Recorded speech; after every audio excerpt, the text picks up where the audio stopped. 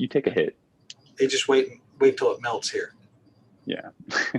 Here it turns to slush, just black slush in about 8 hours from now. All right, looks like Dr. Zerlip came in. Can you guys hear me okay? Yes. Yeah, how you doing? I'm in my VA clinic. Nice. My video doesn't seem to be working. I think my Wi-Fi is not very good here, so I'm trying to make sure. Okay, if you want something to work. Who's presenting, or who's going to give who's going to kick off? So we're going to start with Dr. McGrath. So here it's 4 o'clock. Why don't we get started? So welcome everyone back to another edition of Tumor Talk. This is the joint collaborative effort between Lenox Hill Neurosurgery, the Journal of Neuro-Oncology, where we talk about recent publications and the reasoning for the study, the results, and the relevance to tumor surgery.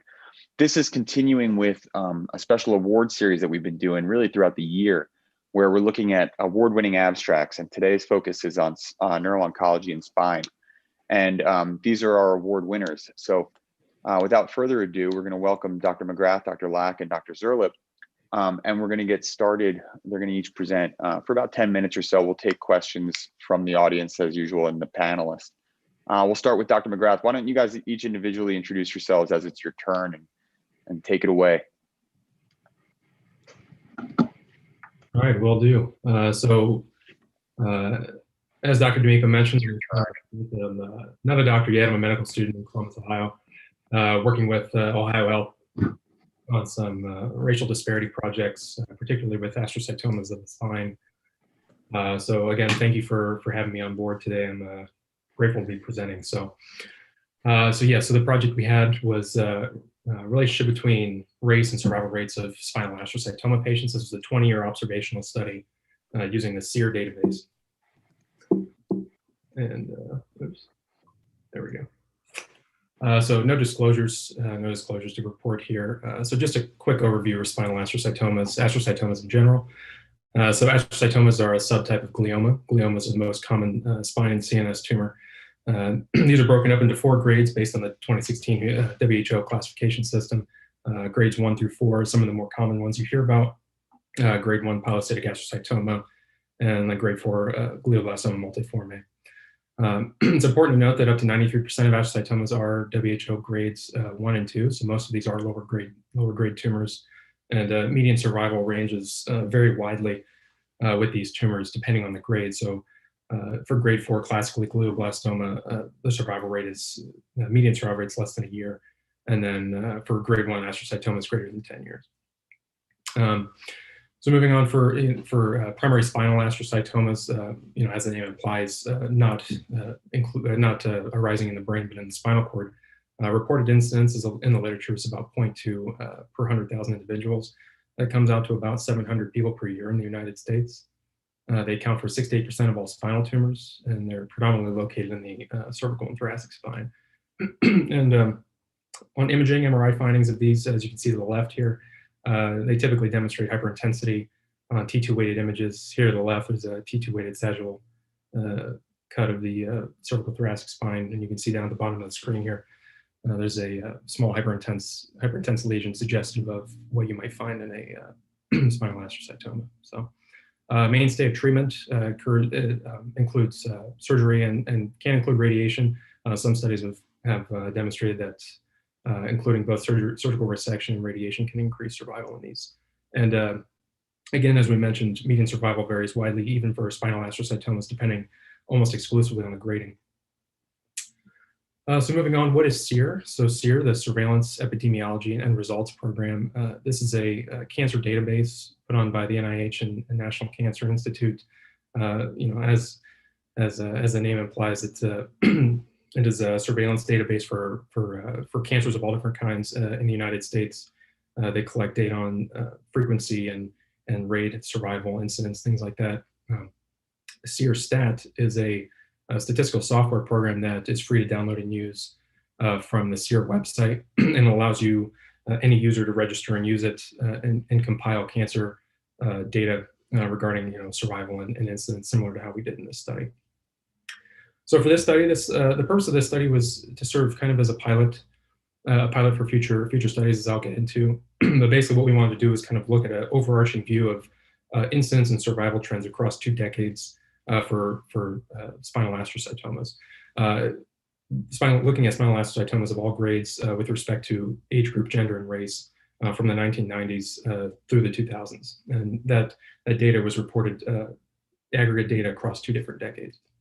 And when we talk about race in this abstract, in this presentation, we're referring to Caucasian, African American, and then the way SEER groups some of this racial data is those 2 groups making up most of the data that we pulled here, and then other races, including American Indian, Alaska Native, Asian, and Pacific Islander, all collectively. And then when we discuss cause-specific survival here, cause-specific survival as a result of this tumor is reported in 12-month intervals up to 5 years. And we classified, for the purposes of this abstract, classified short-term survival as 12-month survival rate, and then long-term survival as 60-month. So I don't expect anybody to be able to read this very clearly, but these are just a couple of screenshots of what this software looks like. There's a bit of a learning curve on how to use it, but once you train yourself on how to use it, it can be very useful in pulling data on all different types of cancers. Yeah. So in results, when we look at incidence in relevance to age and gender breakdown, we do see that from 1 decade to the next, the reported incidence of this tumor more than doubled. At first glance, you might think that this is a reflection of maybe an actual increase in incidence of this tumor. We don't believe that's the case when looking at the distribution of this tumor among different age groups and the male and female population. We do see that it's relatively consistent. As you can see here, 88 to 90% of people having these tumors are below the age of 60, which is pretty consistent with the literature, as well as the total percentage of males under the age of 60. In the literature, these tumors are classically found in males under the age of 60, and we see here that over 50% of all of the data that we pulled was consistent with that. And then looking further into racial breakdown of the incidence of this tumor, we do find that, as the literature also suggests, 77 to 80% of these of patients diagnosed with this tumor are the Caucasian population. And then these are just 2 graphical representations, kind of showing, something that's a little more visibly friendly.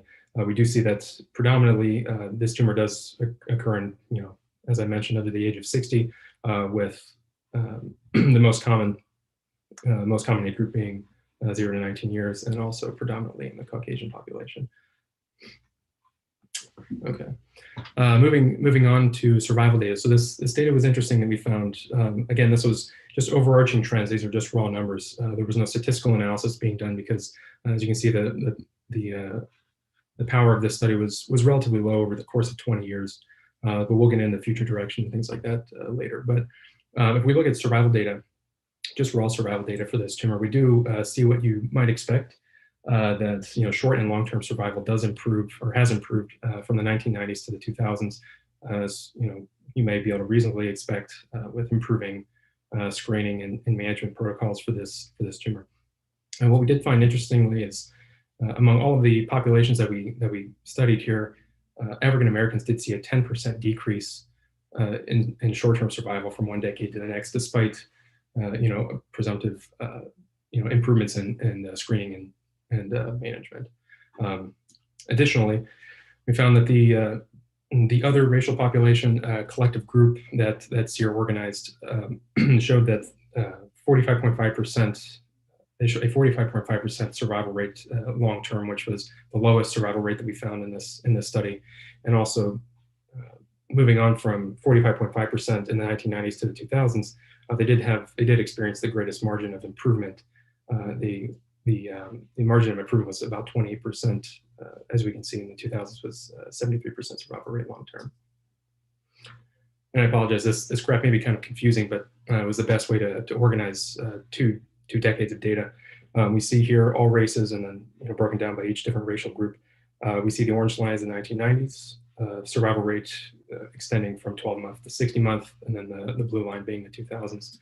We see that, as we may expect, survival is going to increase overall across all races from 1 decade to the next, and we can see that being reflected across just about every population except for here, where we see short-term survival of African American population decreased.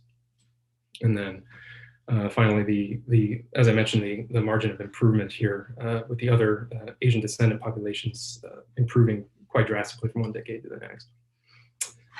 So these results raise some interesting questions. Spinal astrocytomas appear to arise in Caucasians disproportionately. As we mentioned, it was about 78% Caucasian. That is reflected in the literature, whether that be because of some documented genetic components associated with astrocytoma, whether that be neurocutaneous disorders or other different genetic primary and secondary mutations that are more common in the Caucasian population. Or it raises the question of this is a reporting database. This is administrative data, and only cases that get seen by a physician can be reported. Which brings us to our next point: is despite improvements in management and screening, African Americans witnessed a 10% decrease in short-term survival. And when we look at this tumor being predominantly low grade, most common presenting symptoms being pain, new onset neurologic dysfunction. Patients who are less likely to see a physician for new onset symptoms, are, as one can expect, less likely to survive from this long term, and maybe even less likely to report the tumor altogether. And this trend of decreased survivability is one that's fairly common in the literature.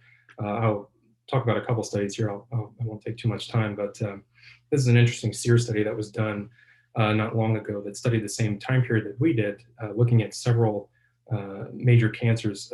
Ultimately had a patient cohort population of 1.02 million. And they found that African Americans experienced poorer survival than Caucasians for all cancers studied.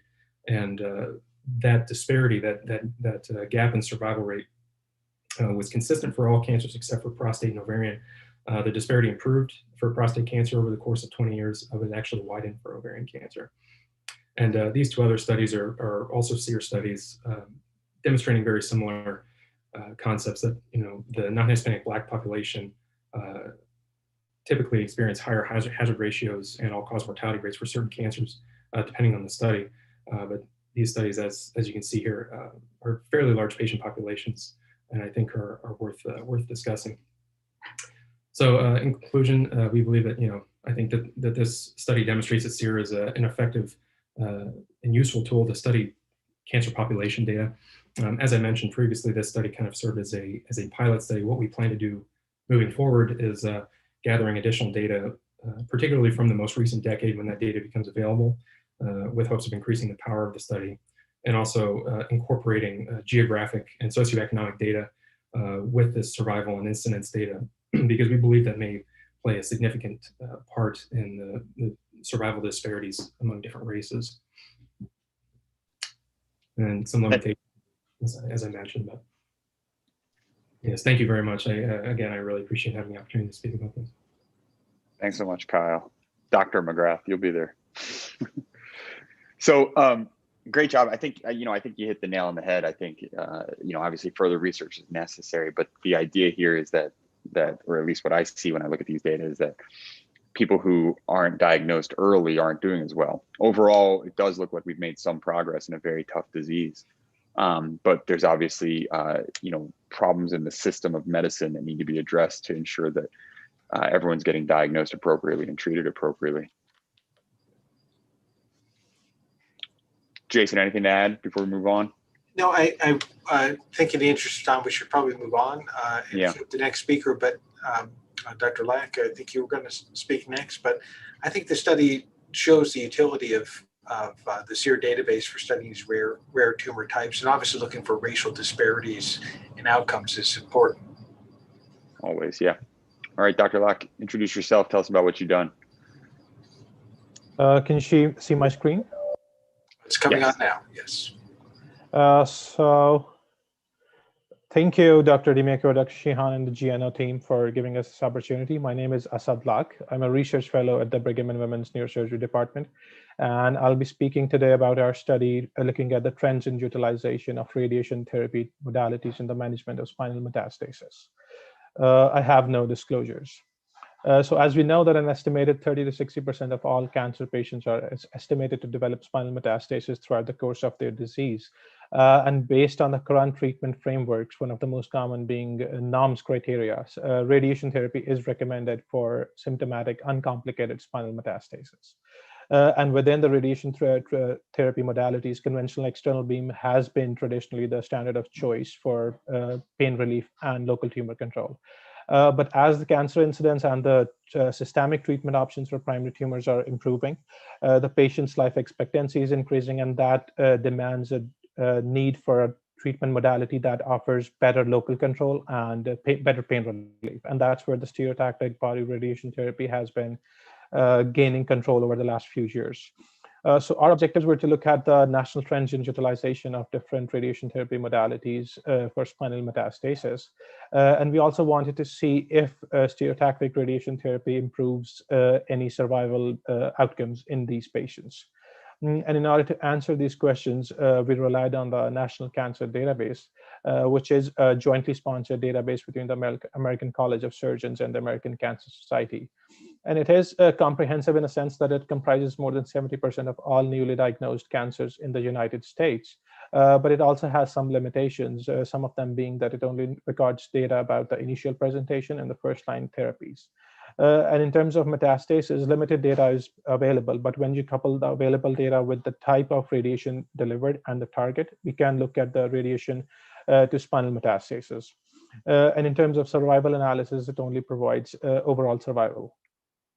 So we queried the NCDB from 2004 to 2016 and included all newly diagnosed stage 4 cancer patients who required radiation therapy.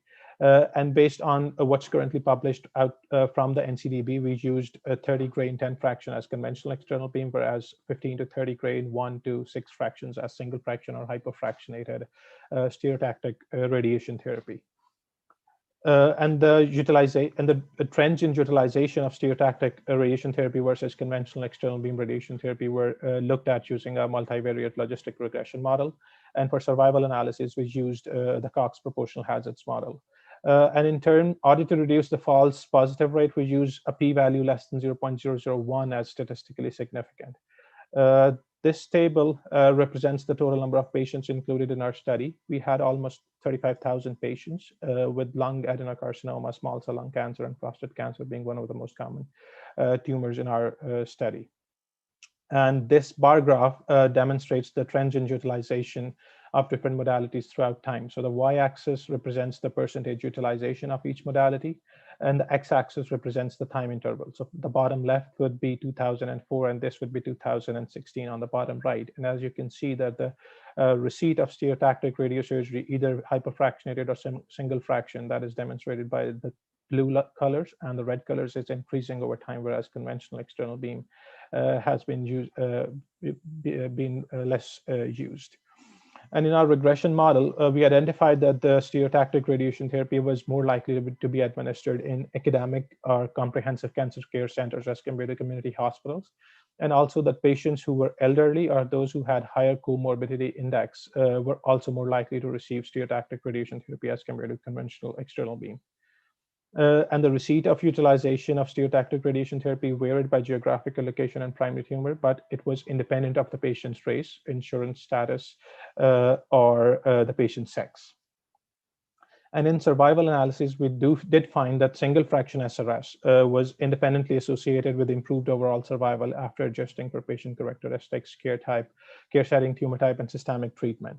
And when we analyzed the overall survival by tumor type, we did find that overall single fraction improved adjusted overall survival for lung adenocarcinoma and renal cell carcinoma, whereas for breast, colorectal, and other tumor types, there was no statistically significant overall survival benefit. And overall, uninsured patients and those patients that were managed at community settings had worse overall survival as compared to those who had private insurance or those who were managed at academic or comprehensive care setting hospitals. So in conclusion, despite the limitations of registry data, we believe that by using rigorous variable design and analysis, we were able to evaluate the national trends and practice patterns associated with stereotactic radiation therapy and conventional external beam. Based on our findings, we did conclude that patients treated at academic or comprehensive care centers are those who had higher comorbidities, and elderly patients were more likely to receive stereotactic radiation therapy. And we believe that future research is needed to identify the obstacles that are faced by community hospitals in providing stereotactic radiation therapy. And interestingly, in line with the findings from the recent SABRE-COMET-1 trial, we did find that single fraction SRS did provided an overall survival analysis. But we think it would be interesting to have further research to identify how is the relationship between single fraction SRS and overall survival, and whether the durable local tumor control provided by stereotactic radiation therapy leads to a rapid return to systemic therapy, which then leads to a survival benefit. And I would like to just thank my colleagues and mentors, Dr. Smith and Dr. Gillespie, and any questions I'm happy to answer. Yeah, I mean, clearly an important topic and one that is very impactful for so much of the audience for Journal of Neuro-Oncology, for neurosurgeons and radiation oncologists, and for that matter, for medical oncologists. So I think you've raised awareness of the growing trend of SRS and SBRT and really broken it down nicely. So much appreciate that. And again, all award-winning talks, so fabulous. Yeah. Dr. Zerlip, you want to give it a shot to see if you'll be able to share your slide deck? Let me just comment on that last talk, because I think it is near and dear to neurosurgeons. And it's a huge difference I found when I went from a more community to starting a program at Michigan. It's a fight as a neurosurgeon. It's very frustrating when you can't get SBRT and you're trained in this algorithm of SBRT, and then the radiation oncologist won't do it. So it really does depend on having the buy-in from the medical oncologist and the radiation oncologist when you build a spine oncology program. And I think that's one of the most important things in building a program, is to get everyone to buy in. And I wonder if the single fraction differences you're seeing in overall survival are related to the types of tumors that they're giving single fraction to. We give single fraction really to bone-only tumors that are really not near the epidural space, where we do 3 fractions. So I wonder if there's a way to look, maybe those patients are a little worse off. There's more tumor burden. There's more closer into the epidural space, which it wouldn't probably affect overall survival, but it does indicate more disease. And obviously, that's an excellent point. Definitely. I'm sorry, Jason. Tim Smith here. I think that's an excellent point. One of the limitations is using this data set is that we really don't have access to any resolute data regarding imaging. So that makes it a challenge. Yeah, I'll put in a shameless plug for the tumor section meeting in Austin. The very first special session that kicks off the 2-day meeting is on spinal oncology, and the very much of the focus of it is on spinal metastasis and our management of those. So please do take a look at what's on the website, and for those interested, registration and abstracts. The call for abstracts is now open. Do you guys see my screen? Thanks, Jason. Yeah, we can see it. Sharon. Okay, great. Because this would be a very hard talk to give without slides, and I apologize again for the video. So this is, born out of kind of on the basic science side, taking a step away from the clinical stuff.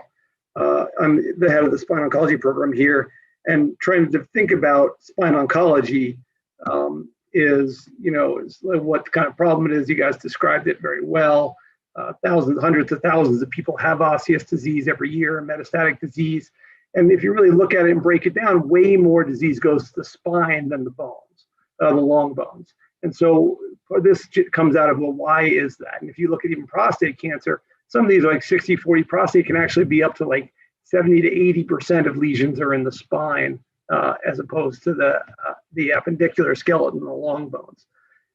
And so we wanted to kind of get at that biologically and see if there were reasons for that. So what do we think the increase is in incidence? What's the old reason? It really goes back to like 1800s, 1900s, to the seed and soil hypothesis by Paget. And it's either tumors are going to the spine more, like the cells want to go there more than they want to go somewhere else, or there's a permissive local microenvironment, meaning that once they get there, they're going to grow better.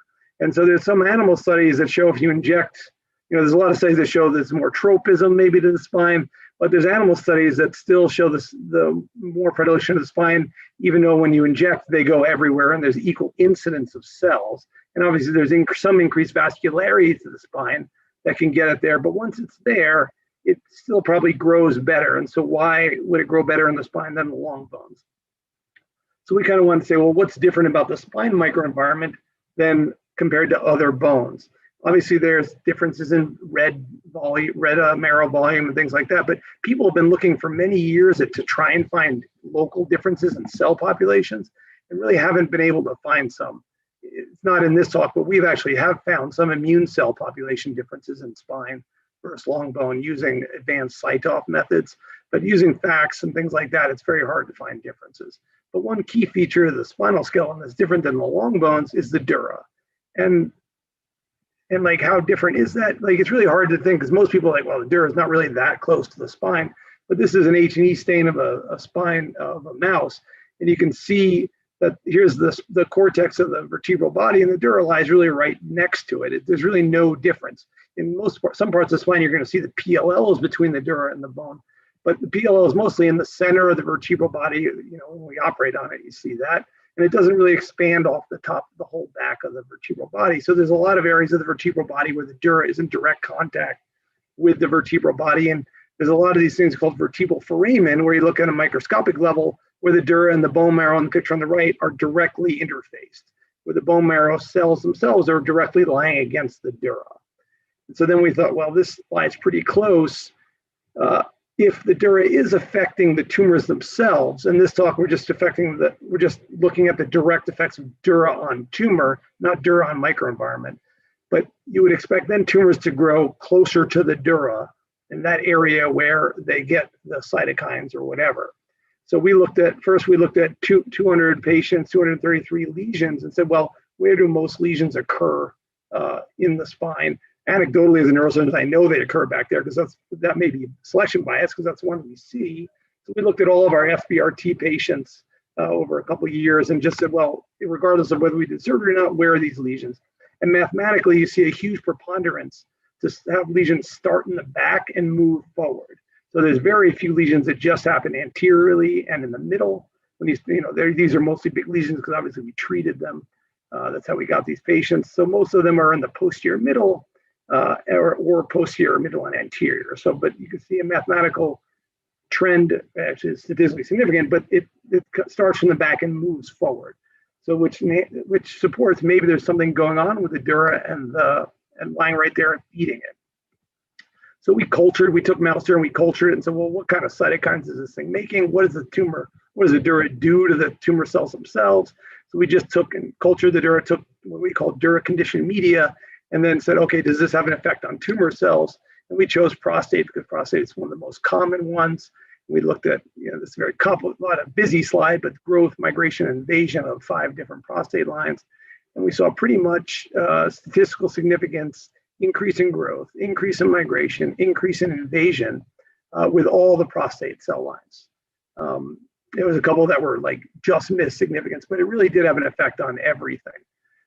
And so then we wanted to say, well, what could we be producing that would have an effect? So we did some RNA sequencing and then just cytokine analysis.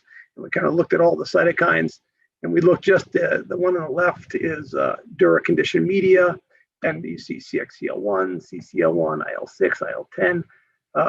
And then we looked at bone marrow itself and compared the differences between the vertebral bodies and the long bones. And so what really comes out is the CXCL, CXCL2, CXCL1. That's the dura makes a lot of, and if you look in the bone marrow itself, those levels are much higher. So we kind of focused on the receptor for CXCL1, 2, and also 5 and 8. They're all the same receptor, the CXCR2 receptor. So we wanted to see if this pathway was one of the predominant effectors of this growth and migration invasion that we see in these prostate tumor cells. We did a few other cell lines as well that also were equally affected by the dura, but we just focused this stuff on the prostate cell lines.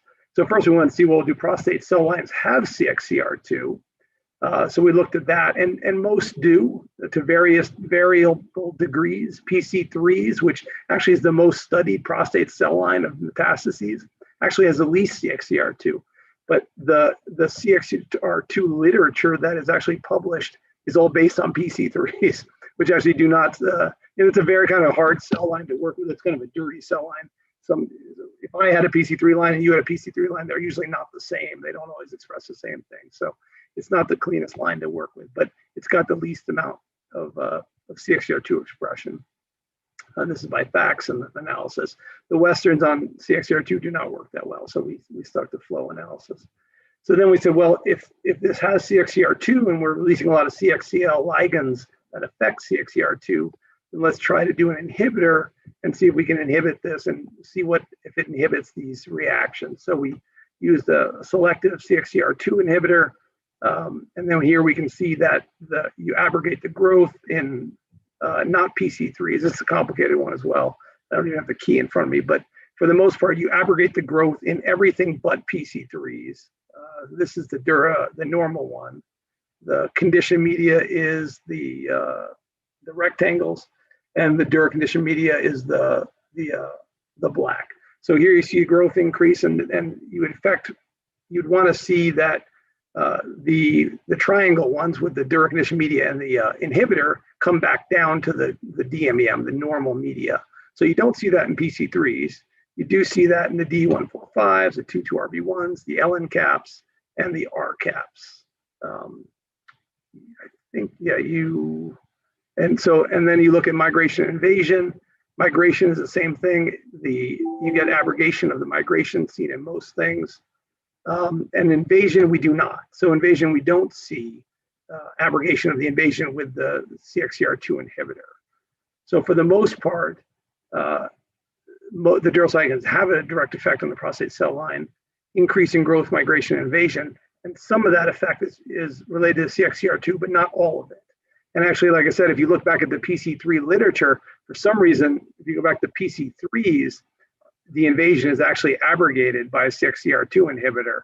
So the old literature actually suggests that all the CXCR2 is done with PC3s, and it says that states that CXCR2 and CXCLs actually affect invasion. But we actually found that only in one cell line do the CXCLs affect invasion. So it's probably some other ligand of the Dura that actually is affecting invasion.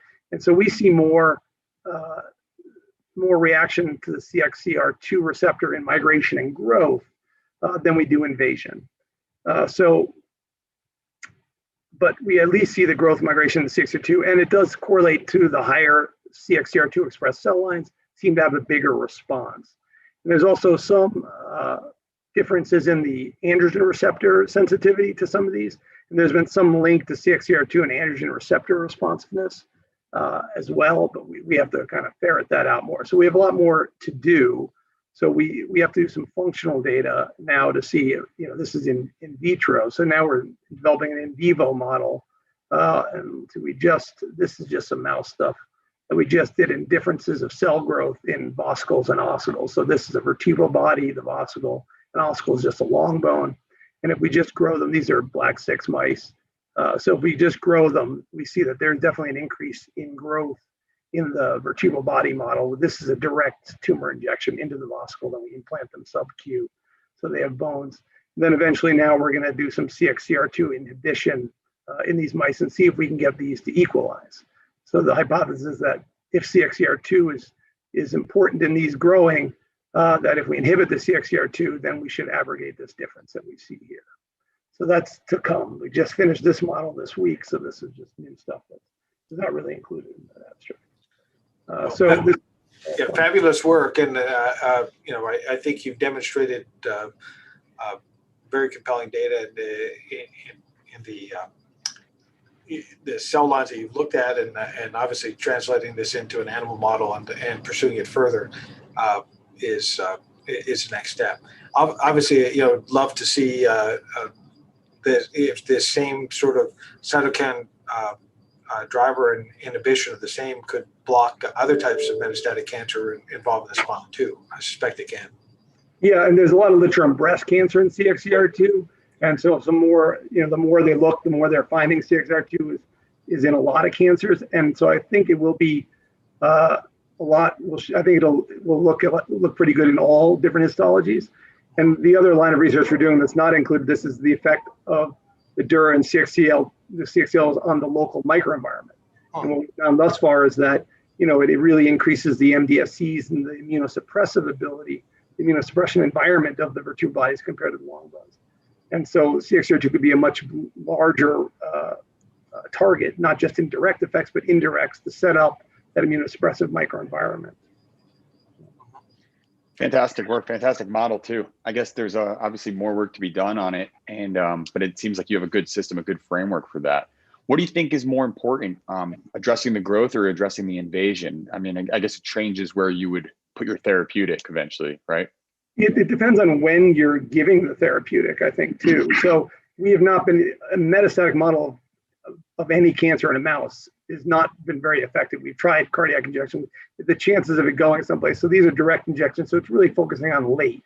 So I think you got to get the cancer before it grows too big, because I think it's in the early stages, and you want to make, but there's also a reciprocal effect that we've seen with CXCL5 and CXCL2, where that once the cancer is growing in the vertebral body, it actually upregulates the dura release of those cytokines by like 5 or 10-fold.